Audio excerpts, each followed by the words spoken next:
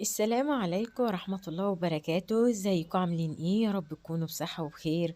انا النهاردة عملت لكم الفيديو دوت وهو عبارة عن وصفة كنافة جميلة جدا، ومش هتكلفكم اي حاجة، بجد تحفة جدا جدا جدا. بس عايزة اقول لكم قبل ما ابدأ الفيديو ما تنسوش تعملوا لايك لو الفيديو عجبكم، واشتراك وشير للقناة. دلوقتي انا عندي نص كيلو من الكنافة، كنت حاطاه في الفريزر وطلعته وبقت يعني ايه، بدأت افركها كده لغاية ما بقت يعني ايه ناعمة معانا خالص كده بالشكل ده اهوت. ويعني لازم تكون في التلاجة، وتكون يعني ايه في الفريزر بتاع التلاجة يعني، وتكون ايه ماسكة نفسها كده. ودلوقتي بقى نروح نعمله الشربات. اول حاجة عشان لازم شربات الكنافة بتاعنا يكون بارد. عندنا هنا كوبايتين من السكر وكوباية من المية. نفس الكوباية اللي هتعايري بيها السكر هي اللي تحطي بيها المية. واروح بقى ارفعهم على النار لحد ما يبدأوا يغلوا معانا. وبعد ما يغلوا كده اعصر عليهم نص ليمونة، واحط شوية من الفانيليا، سواء فانيليا بودر او فانيليا سايلة. انا حطيت فانيليا سايلة، هي كانت موجودة عندي فحبيت ان انا احطها.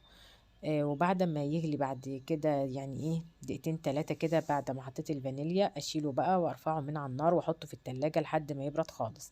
نروحوا بقى للكنافة بتاعتنا. عندنا هنا كوباية الا ربع من السمنة البلدي، انا سيحتها كده على البوتاجاز، وابدا اضيفها بقى على الكنافة بتاعتنا كده بالشكل ده. وابدا بقى ايه يعني ايه تقلبي بقى الكنافه كده مع السمنه بتاعتنا خالص، لغايه ما تحسي ان الكنافه بتاعتنا بقت عامله زي رمل البحر كده، واتشربت من السمنه بتاعتنا. ودلوقتي بقى بعد كده هضيف عليها هنا معلقتين من السكر البودره،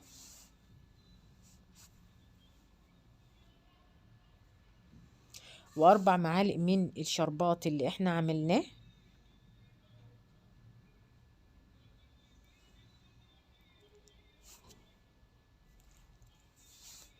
ادي اول معلقه ضفناها هيت.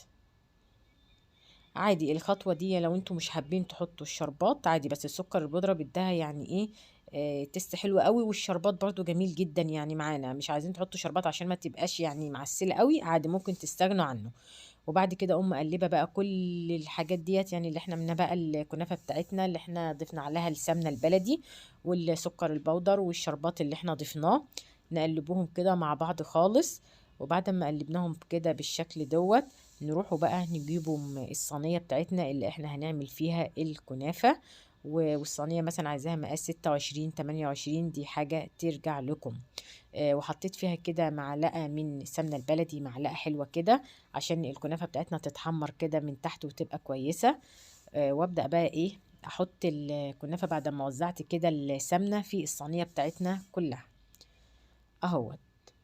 وابدأ بقى ايه اسوي الكنافة بعد ما حطيتها.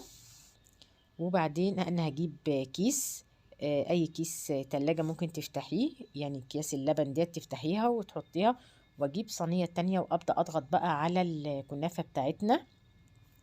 عادي لو ما عندكيش الاكياس ديت عادي حطي الصينية عادي واضغطي، بس انا حبيت يعني احط الكيس دي عشان من ناحية يعني ايه الصينية ما تتوسخش مننا، والوش بتاع الكنافة يبقى مظبوط.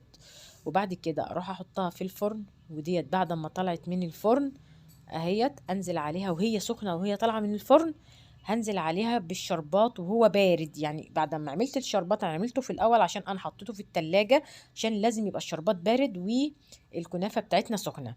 وانا سويت الكنافه على درجه حراره 180. لو ما عندكيش درجات الحراره تخلي الفرن بتاعك يعني ايه ما بين العالي يعني ايه يعني وسط كده، يبقى مظبوط كده معانا. وبعد ما حطيت بقى الشربات بتاعنا كده، ابدا بقى ايه اجيب حاجه عشان اقلب فيها الكنافه بتاعتنا كده بالشكل دوت. وانا هقلبها وهي لسه سخنه، يعني طعمها وهي سخنه بيبقى جميل قوي اهوت. بسم الله ما شاء الله، يعني هتشوفوها تعجبكم جدا